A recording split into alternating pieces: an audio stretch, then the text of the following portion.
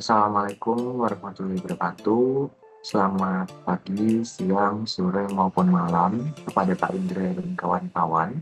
Pada kesempatan kali ini, saya Abis Notiansyah Rangga Pradana dengan NIM 240601200120004 akan menjelaskan terkait dengan tugas 2, yaitu demo proses mining yang ada di Disco. Oke. Di sini akan saya jelaskan terkait dengan example skenario hingga step kedua.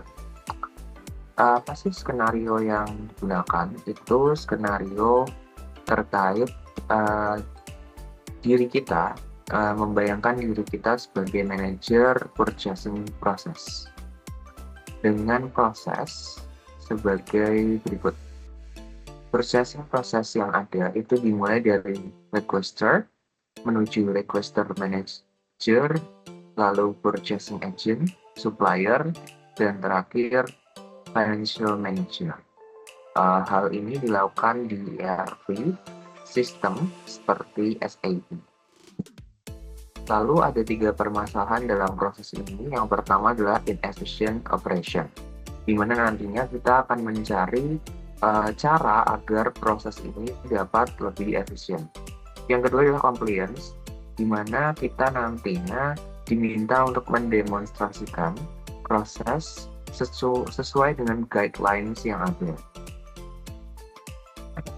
Selanjutnya adalah complaints, di mana ketika kita mendapatkan complaints terkait dengan proses yang terlalu lama. Ketika normalnya sebuah proses itu harusnya selesai selama 21 hari, tetapi ada satu atau beberapa kasus yang mana expire gitu ya, lebih lama dari 21 hari. Yang mana ini tentunya menyebabkan problemnya makin luas. Apa sih goals yang dicapai? Itu adalah memahami proses secara detail. Lalu kita dapat mengecek adanya deviasi dari payment guidelines. Dan ketiga adalah control performance target, yaitu 21 hari. Dalam proses mining, itu terdapat 4 main fase, yaitu kita membuat hipotesis atau questions. Ada 3 di situ ya. Lalu ada data extraction, lalu data analysis, dan terakhir presentation. Oke, mungkin kita langsung ke step 1, yaitu inspect data. Di sini data yang digunakan adalah data purchasing. Anda dapat untuk mendownloadnya di CSV ini ya, link ini. Lalu datanya akan seperti ini. Karena bentuknya itu CSV, umumnya akan berbentuk koma-koma seperti itu. Nah, supaya kita dapat melihat CSV-nya lebih rapi dan tampil seperti pada layar, kita dapat masuk ke data di dalam Excel ya. Kita masuk ke data, lalu from text atau CSV, lalu data CSV yang Anda download itu masukkan saja, lalu kita ubah sebentar lagi. Nah, di sini delimiternya pastikan bahwasannya data CSV Anda itu pakainya koma. Ketika Anda menggunakan titik koma atau yang lainnya, Anda dapat ubah sesuai ya. Selanjutnya adalah load. Sabar dan hasilnya akan lebih rapi, seperti tampilan pada layar. Oke. Di sini saya akan jelaskan sedikit ya terkait dengan dataset yang ada. Satu row atau di Python kita sebutnya tuple ini yang saya tunjukkan sebentar. Saya blok dengan warna abu-abu ini atau baris ketiga ya di situ ya. Di baris ketiga itu adalah satu event yang berjalan dalam proses. Kolom pertama atau atribut pertama, case ID, itu menunjukkan order number. Case ID ini berkorelasi dengan event. Ya, case ID ini berkorelasi dengan event yang ada dalam proses yang sama. Contoh di sini case ID 339 dari ini ya, kolom kedua ya kalau saya ingin. Kolom kedua hingga kolom kelima ini menunjukkan activity. Activity-nya apa aja? Mulai dari create purchase request, dilanjut analyze purchase request, lalu ada amend purchase request, dan terakhir ada analyze purchase request. Dalam case ID yang sama, yaitu 339. Di dalam proses mining, itu kita membutuhkan setidaknya satu activity column untuk menunjukkan tiap step yang dilakukan pada proses. Ya. Selanjutnya, ini second dan third column itu mengidentifikasi waktu mulai dan waktu selesai, ya, start time step dan complete time step. Selanjutnya ada activity. Kalau di sini ada resource dan role, ketambahan resource dan role. Oke, ini kita menganalisis data melalui Excel. Selanjutnya akan masuk ke step kedua, yaitu setelah inspect data, kita masuk ke import data ke Disco. Nah, caranya gimana? Caranya Anda buka Disco Anda, ya. Lalu di sini ada play in the sandbox atau load your own data. Kita masuk ke load your own data. Lalu tadi apa? Kita pakai processing example.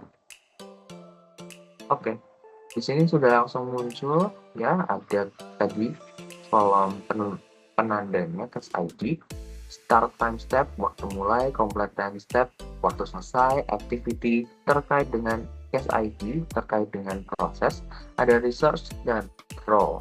Nah,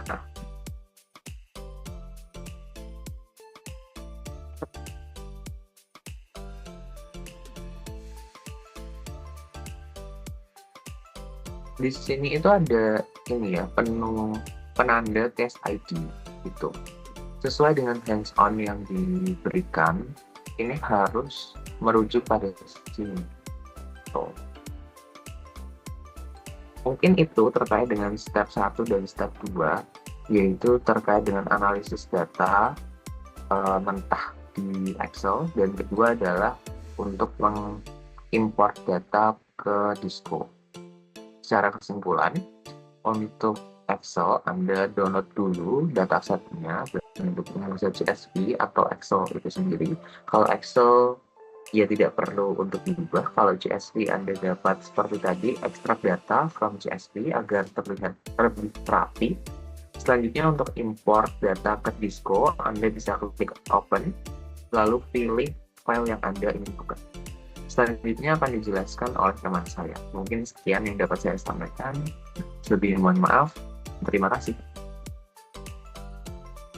Jadi selamat malam, saya di sini ingin mempresentasikan step 3 dan step 4 ya. Step 3 dan step 4 itu dieksplorasi tentang activity, pet sama statistik. Di sini nanti kita akan eksplorasi juga dia case duration. Jadi singkatnya itu untuk activity sama pet itu perbedaannya itu adalah kalau activity itu kita itu fokusnya itu terhadap seberapa banyak aktivitas yang dilakukan pada data-data yang kita punya. Tapi kalau pet itu fokusnya terhadap seberapa banyak data-data itu melewati aktivitas tersebut. Nah, sebagai contohnya gimana sih Mas? Nah, contohnya sepertinya kan datanya kayak gini nih, Mas, lonjong-lonjong aja, Mas, biasa aja saja nih. Kita ubah nih, coba activity-nya kita naikin sama 100%. Nah, di sini terlihat jelas kan perbedaannya. Perbedaannya di sini itu kita bisa melihat nih activity dengan lebih jelas dan lebih baik lagi.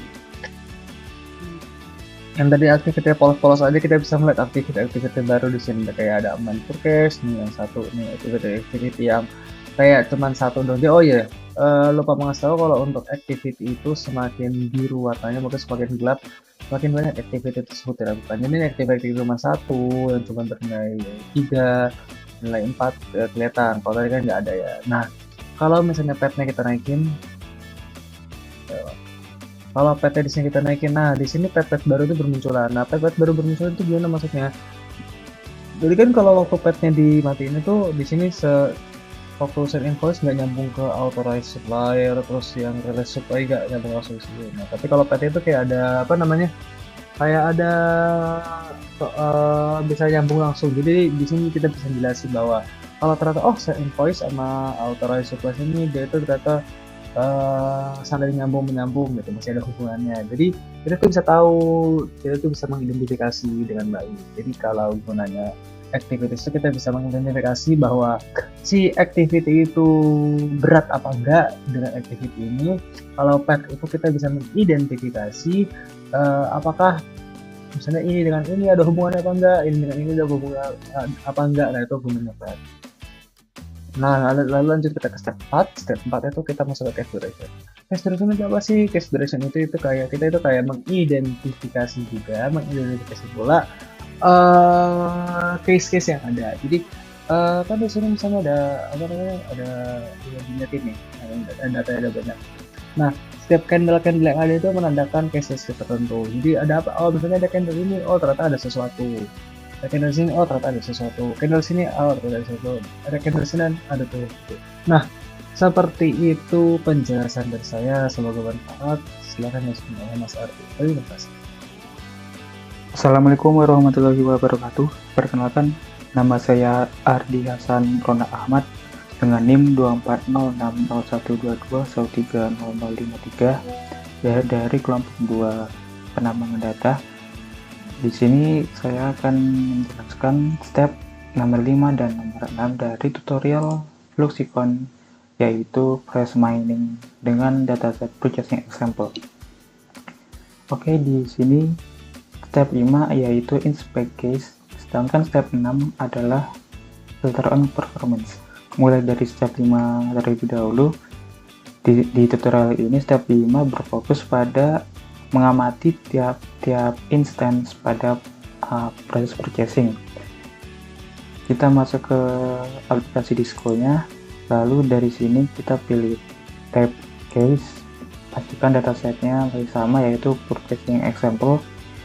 Nah, di tab case ini kita bisa melihat varian dari tiap case dan masing-masing instance dari case itu sendiri. Nah, di sini kita bisa lihat bahwa di dataset purchasing ini terdapat 98 varians dengan jumlah case sebanyak 608. Nah, kita juga bisa melihat di masing-masing varian berapa banyak case yang ada di varian tersebut dan persentase terhadap keseluruhan case. Bisa dilihat di varian 1 itu ada 88 case yang mencakup sekitar 15% dari keseluruhan case. Sedangkan di varian 2 ini ada 77 case sebesar 13% dan seterusnya. Nah, lalu di kolom kedua yaitu di case, kita bisa melihat masing-masing ID case yang ada di varian tersebut. Kita lihat di sini ada ID 335 varian 1. Itu ada 18 event.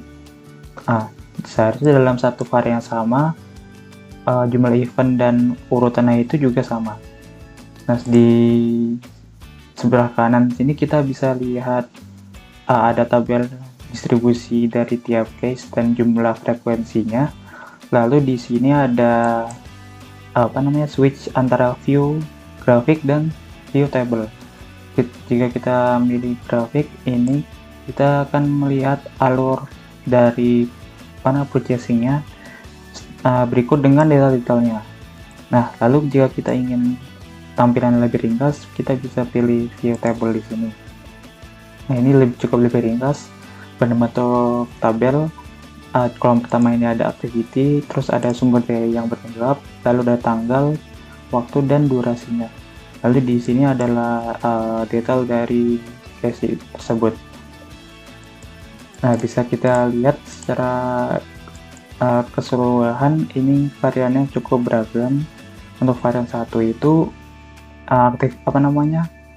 aktivitas itu lengkap ya. Dari create purchase requisition, membuat purchase, terus membuat order, pengiriman, sampai terakhir itu di pay invoice atau pembayaran. Sedangkan di varian 2 juga sampai pembayaran pay invoice. Nah, tetapi jika kita lihat di varian ketiga, itu hanya ada 2 activity yang terlibat, yaitu membuat purchase requisition dan menganalisis purchase requisition. Padahal di 2 varian sebelumnya itu dia sampai ke pembayaran pay invoice.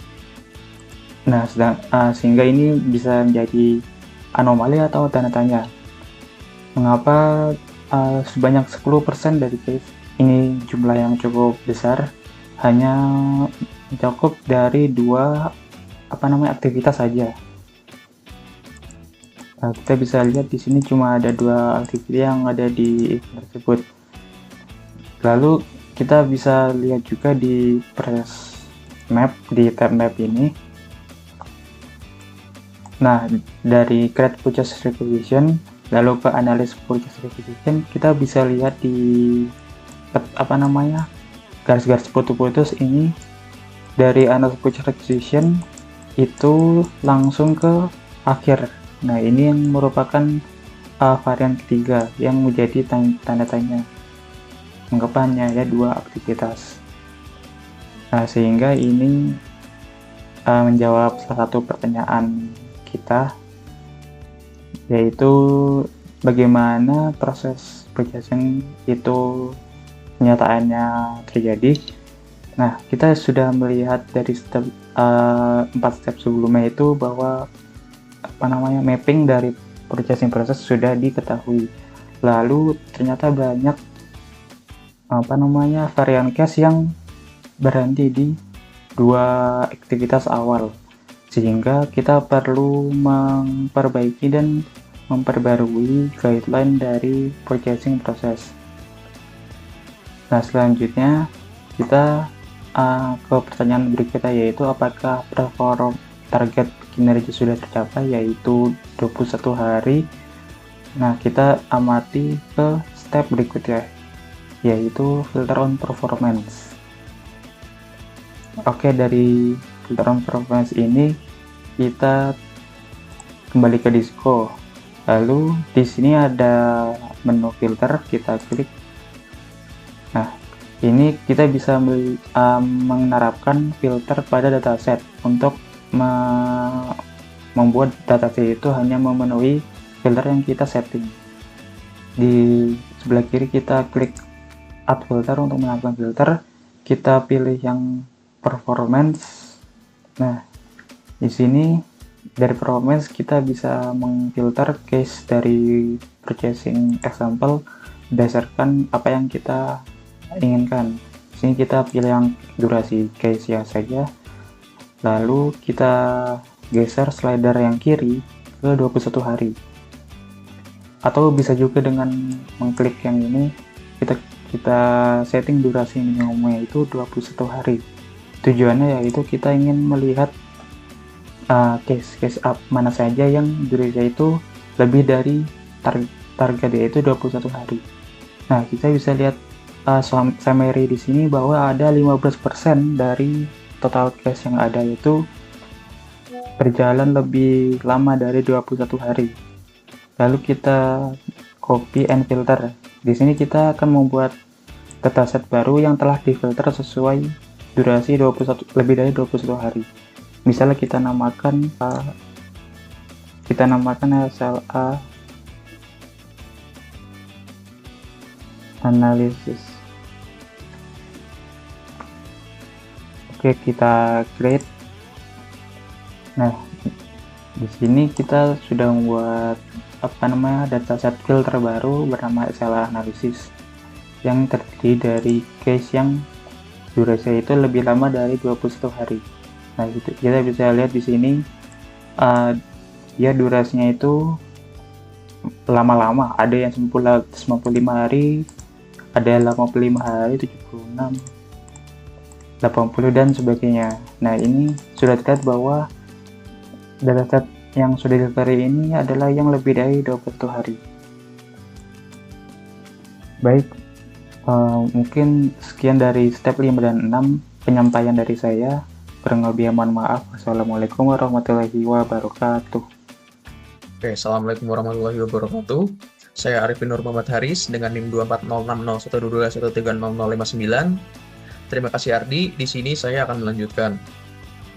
Nah, sekarang kita udah berhasil ngefilter datanya dan hanya fokus pada kasus-kasus yang berjalan lebih dari 21 hari.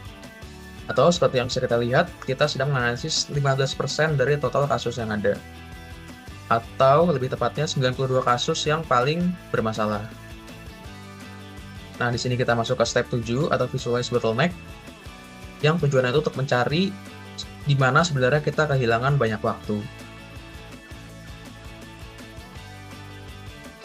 Nah, kalau kita perhatikan pada peta proses ini, kita bisa melihat adanya rework loop atau pengulangan di sekitar aktivitas amend request for quotation. Yang untuk kasus ini itu rata-rata pengulangannya hampir 3 kali per kasus. Kan total kasusnya itu ada 92, sedangkan yang amend request for quotation itu ada 269 atau 3 kalinya. Yang ini jelas tidak efisien. Namun, pertanyaan utama kita itu adalah tentang waktu, bukan hanya frekuensinya. Nah, untuk menyelidiki di mana sih letak keterlambatan terbesar, kita perlu mengubah sudut pandang analisis kita. Nah, caranya kita kembali ke Disco. Di panel detail di sebelah kanan ini, kita ubah tampilannya dari frekuensi ke performance. Kita klik bagian performance di bawah ini.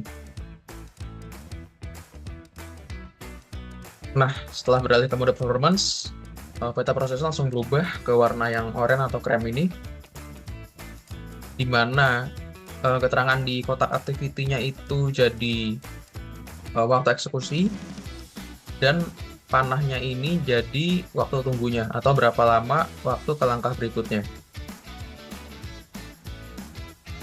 Nah, secara default, ini kita pakai total durasi, atau total waktu kumulatifnya. Nah, untuk melihat rata-ratanya, kita ubah dari drop-down ini ke mean duration. Nah, sekarang kita bisa ngelihat nih bottleneck atau kemacetan prosesnya dengan sangat jelas. Nah, di sini di amend request for quotation, itu sebenarnya rata-rata waktunya itu cepat, cuma makan sekitar 9,8 menit. Tapi yang jadi masalah adalah di waktu tunggu setelahnya. Rata-rata waktu tunggunya itu selama 14,9 hari sebelum berlanjut ke aktivitas berikutnya atau analyze request for quotation. Nah, ini tuh sebuah insight yang sangat krusial atau berharga, di mana masalahnya itu ternyata bukan seberapa cepat orang kerjanya, tapi ada jeda waktu yang sangat lama di antara dua aktivitas ini. Jadi bisa dibilang ini yang nyebabin bottleneck utama atau yang nyebabin proses kita molor. Kurang lebih seperti itu. Nah, penting untuk diingat juga, proses mining itu cuma buat nyari tahu di mana letak masalahnya, bukan mengapa itu bisa terjadi. Jadi untuk tahu alasannya, kita juga perlu komunikasiin ke tim terkait. Mungkin ada beban kerja yang tinggi atau tugas ini prioritas rendah, tapi setidaknya kita sekarang tahu di mana masalahnya atau di mana kita harus fokus. Nah, selain dari ngelihat rata-ratanya, ada cara lain yang juga sangat efektif untuk komunikasiin temuan kita, yaitu dengan menganimasikan prosesnya. Nah, di sini kita masuk ke step 8 atau animate process. Nah, untuk ngelakuinnya, kita tinggal klik tombol animation di tengah bawah ini. Kita klik saja. Nah, kemudian di Di sini tinggal kita play aja. Di sini mungkin kita percepat aja biar lebih kelihatan.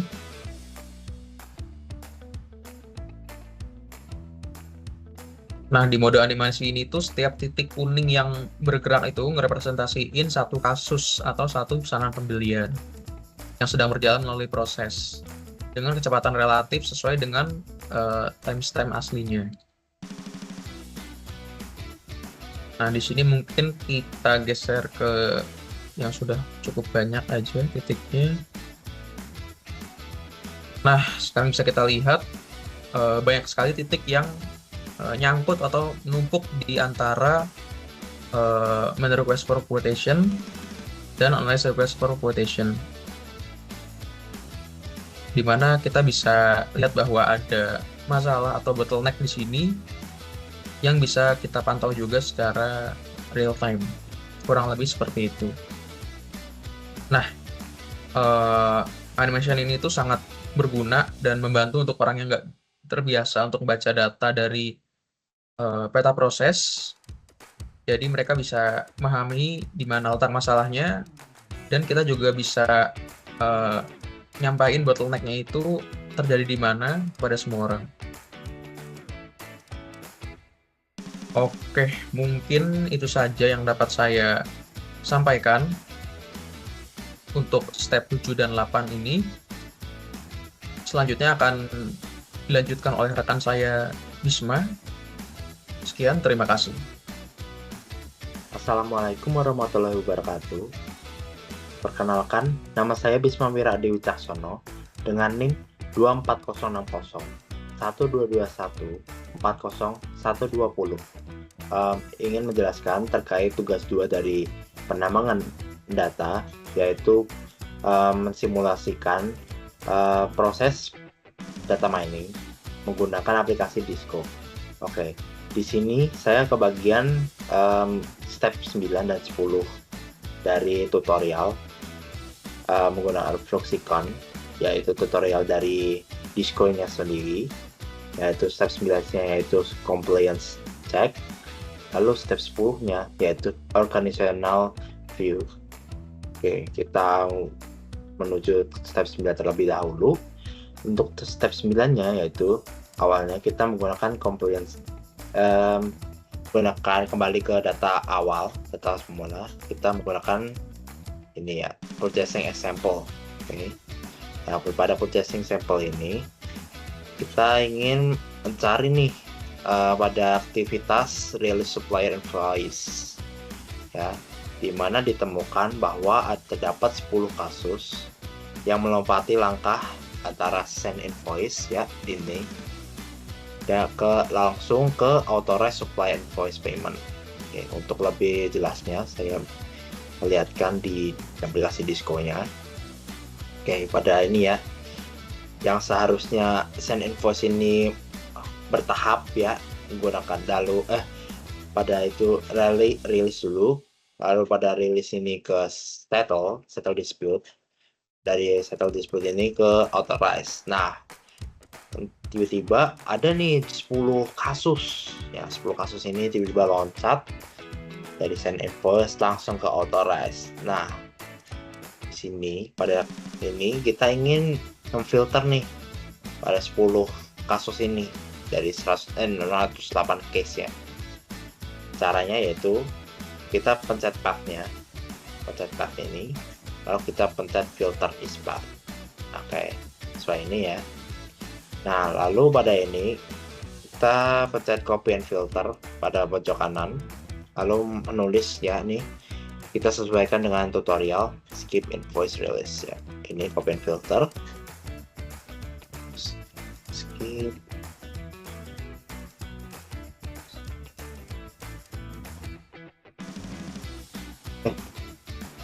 sorry. Setelah menulis nama, ini namanya terserah ya, tapi saya mengikuti langkah dari tutorial Fluxicon. Nah, lalu kita klik create ya. Nah, di sini kita lihat nih case-case yang dan daftar 10 inilah kasusnya nih, 10 kasus yang tadi melanggar ya, dari send invoice langsung menuju ke supply invoice payment ya. Ini ada 10 langkah. Nah, lalu pada saat kalau misalkan kita pengen melihat nih case-nya, semua total case-nya, caranya yaitu kita ke cases ini, cases, lalu klik yang 8/12. Nah, ini ada 16 nih, 16 activity yang tadi langsung loncat nih 10.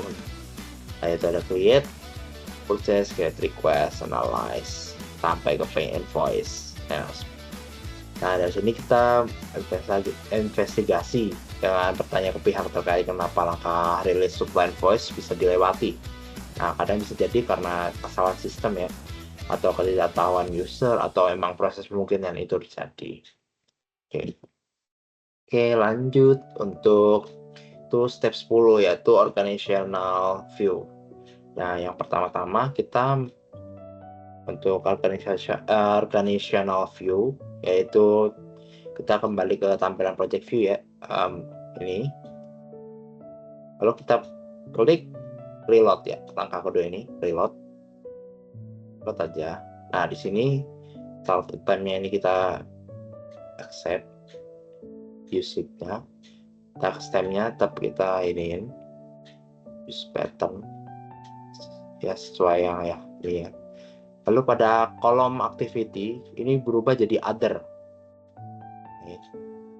Lalu role-nya ini berubah jadi activity. Karena ini sudah berubah, jadi kita langsung start import aja untuk memulai ulang proses import data. Ya, ini tadi kan. Dari ini menjadi itu. Oke, lanjut. Start import. Nah, untuk sesuai ini, sesuai tutorial, kita menggunakan ini kan path-nya 100%. Di sini masih 0. Kita maksimalin 100%. Nah, oke. Setelah data dimuat ulang, nah kita akan melihat nih peta proses yang baru. Nah, ini bukan menunjukkan urutan aktivitas, tapi aliran pekerjaan ya antar peran atau departemen. Dari requester ke requester manager, lalu request manager ke purchasing agent, lalu purchasing agent ke supplier, dari supplier ke financial manager. Nah, setiap panah ini ya mewakili perpindahan tugas dari satu peran ke peran lain. Ini disebut handover of work ya, ini handover of work atau alih tanggung jawab pekerjaan. Nah, melalui tampilan ini kita bisa melihat nih berapa sering pekerjaan berpindah tangan, di mana terjadinya keterlambatan atau bagaimana yang sering terjadi pingpong atau bolak-balik ya. Di antara processing agent ke requester ke processing agent ini pingpong atau departemen. Nah, analisis ini sangat berguna nih untuk menentukan bottleneck organisasi, misalnya jika terlalu banyak alih tangan atau koordinasi yang buruk antar departemen atau komunikasi antar fungsi tidak efisien. Ya, mungkin itu penjelasan dari saya atau ya, presentasi dari saya. Jikalau ada salah kata, ya saya mohon maaf sebesar-besarnya. Wassalamualaikum warahmatullahi wabarakatuh. Terima kasih banyak.